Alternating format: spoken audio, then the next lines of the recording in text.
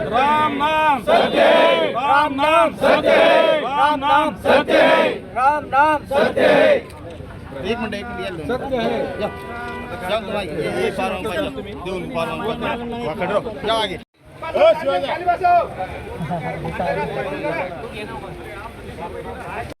आतापर्यंत करत आलेलो आहे। शासकीय योजनेच्या कोणत्याही कामाला किंवा कुठल्याही योजनेला आपण कधी विरोध केलेला नाही। आतापर्यंत शासनाने ज्या ज्या घोषणा केल्या, गरिबाचा असेल, ओबीसीचा असेल किंवा कुठल्या मध्यमवर्गीचे असेल किंवा गर्भ श्रीमंताचे असेल किंवा केशरी कार्ड धारकाचे असेल, बीपीएल कार्ड धारकाचे असेल किंवा शुभ्र कार्ड धारकाचे असेल, ज्याचे जसे आदेश आपल्याला पारित झाले त्याप्रमाणे आपण शासनाला सहकार्य केलेलं आहे।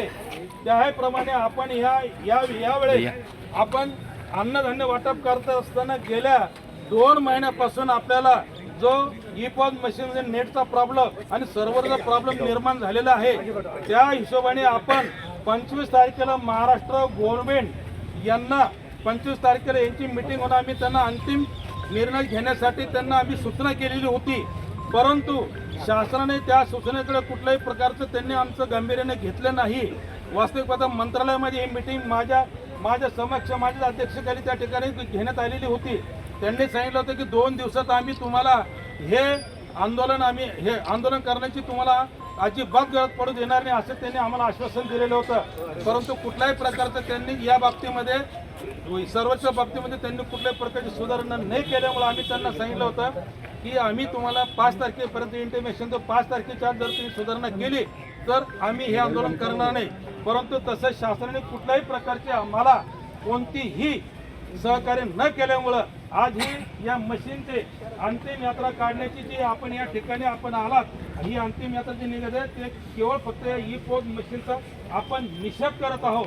कारण या ई-पॉज मशीन या शासकीय नसून या शासकीय ज्याने टेंडर त्यांचं पास केलेलं आहे, ह्या खाजगी 3 कंपन्याकडनं ह्या मशीन शासनाला त्यांनी भाडे तत्वावर दिलेले आहे। याच्यामुळं आपण त्रस्त झालेलो आहोत। कारण काय झालं की लाडली बहीण ही योजना शासनाने अलीकडेच आपण सुरुवात केलेली आहे, त्याचं पण आम्ही या योजनेचं स्वागतच केलेलं आहे। चांगली गरिबासाठी योजना शासनाने केलेली आहे। परंतु लाडली योजनेसाठी जे काही त्यांना कागदपत्र पाहिजे सगळं त्यांनी पहिला पुरावा त्यांनी डिक्लेअर केला की रेशन कार्डाच्या पुराव्यामध्ये प्रत्येक लोकांचे जे ऑनलाईन सिस्टम करत असताना कोणाचे नावं चुकलेले आहे, कोणाचे नावं त्याच्यात नाही आहे, कोणाचे आधार कार्ड चुकलेले आहे, कोणाचे आधार कार्ड लिंक असताना त्यांचे थम्स त्याच्यामध्ये मॅच होत नाही आहे। अनेक कारणामुळं ते काम ऑनलाईनचं आपलं हे बंद पडलेलं आहे। आणि याच्यामुळं जुलै महिन्यामध्ये या ई-पॉजच्या नेट प्रॉब्लेममुळं आपलं कमीत कमी 30 ते 35% धान्य हे जुलै महिन्याचं गरीब लाभार्थ्यांचं आमच्या दुकानात पडू नये त्यांना आम्ही माल हा वितरण करू शकत नाही। त्याचं कारण फक्त हे ई-पॉज मशीन यांचा नेटवर्क प्रॉब्लेम असल्याने हे अन्नधान्य आमचं गेल्या महिन्याचं जुलै महिन्याचं 35% हे लाभार्थी वितरण बाकी आहे। त्यात ऑगस्ट महिन्याचा माल सुद्धा आमच्या दुकानामध्ये वाहतूक ठेकेदाराने बऱ्यापैकी तो दुकानात आणून टाकलेला आहे। परंतु जुलैचंच मान्य हे वाटप झालेलं नाही आहे आणि त्याच्यामुळे ऑगस्ट महिन्याचं माल वाटप करायचं म्हटलं ते इंडिया तात्पुरती व्यवस्था म्हणून कॅरी फॉरवर्ड ही व्यवस्था त्यांनी करून दिलेली होती। परंतु त्याच्यामध्ये जो JR पास केला त्यांनी 26 तारखेला त्याच्यामध्ये त्यांनी स्पष्ट असं म्हणलं की हे फक्त जुलै महिन्यापर्यंतच म्हणजे 31 जुलैपर्यंत ही तुमची व्यवस्था चालू राहील। पुढे त्याचं त्यांनी कुठल्याही प्रकारचं स्पष्टीकरण त्या JR सर्क्युलरमध्ये दिलेलं नाही। आमचं असं मत आहे की या ठिकाणी आमच्या ज्या प्रलंबित मागण्या आहे पत्रकार बंधूंनो, या आमच्या याच्यामध्ये पूर्ण याचे दिलेले 7 मागण्या आमच्या याच्यामध्ये आहे। तुम्हाला प्रत्येकाला माझी प्रेस नोट पण देणार आहे, निवेदन पण देणार आहे। आम्ही कुठल्याही शासनाच्या विरोधात नाही आणि कुठल्याही प्रकारच्या गरिबाच्या विरोधात अजिबात नाही आहे।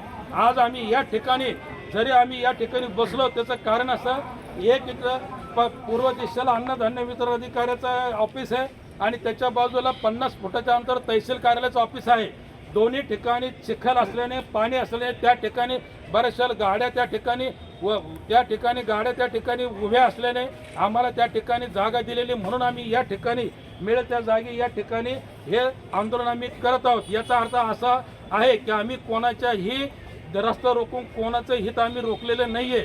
आपण जर कोणी रस्ता या ठिकाणी म्हणत असाल रस्ता पुढे क्लोज झालेला आहे, रस्ता 50 फुटाच्या पुढे रस्ता नाही आहे, आमच्यावर आरोप करत असाल तो तुमचा परिचित प्रश्न आहे.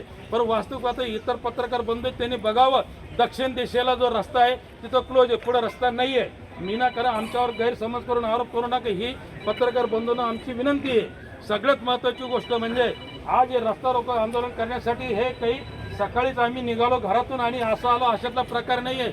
माझ्याकडे पोच आहे, त्याच्यामध्ये अन्नधान्य वितरण अधिकारी कार्यालय असेल, तहसील कार्यालय असेल, जिल्हा पुरवठा अधिकारी कार्यालय असेल, जिल्हाधिकारी कार्यालय असेल, वरती कमिशनर ऑफिस असेल आणि याच्यावरचं मंत्रालय म्हणजे पार्लमेंट म्हणजे आपलं राज्य सरकार यांच्याकडे मुख्यमंत्र्यापासून तर प्रधान सचिव आणि कक्ष अधिकाऱ्यापर्यंत माननीय राज्याचे पुरवठा विषय सगळ्यांचे भुजबळ साहेब आणि त्यात मुख्यमंत्री आपले या शिंदे साहेब यांच्यापर्यंत आम्ही हे आंदोलन करणार आहोत. अगोदरच या सूचना आणि त्यांना आम्ही अगोदर इंटिमेशन दिलेलं आहे, ते काही 10 मिनिटं दिलेलं नाही आहे. गेल्या 5 दिवसा अगोदर हे सगळे इंटिमेशन सगळ्या गव्हर्नमेंट ऑफिसला गेलेले, त्यांच्या माझ्याकडे पोच आहे. ज्यांना पाहिजे असेल, ज्यांना याची शंका असेल त्यांनी माझी संपर्क साधावा. आम्ही कुठल्याही प्रकारच्या शासनाच्या योजनेला विरोध करत नाही. आमचं म्हणणं आहे की आमच्याकडे धान्य आहे परंतु वाटप करता येते. त्याचं कारण काय? फक्त आणि फक्त ई-पोस्ट नेटवर्क प्रॉब्लेम. दुसरा प्रश्न आमचा गेल्या 7 वर्षापासून कमिशनचा मुद्दा हा प्रलंबित आमच्या शासनाकडे महाराष्ट्र राज्याकडे आहे. म्हणून आमचं 300 रुपये कमिशन देण्यात यावं, त्यासाठी आम्ही मागणी करतोय. इंटरनेट सेवेमुळे आम्हाला धान्य वाटप करते. हा दुसरा मुद्दा. तिसरा तुमचा महागाच्या इष्टानुसार 300 रुपये कमिशन देण्यात येईल, ही आमची तिसरी मागणी.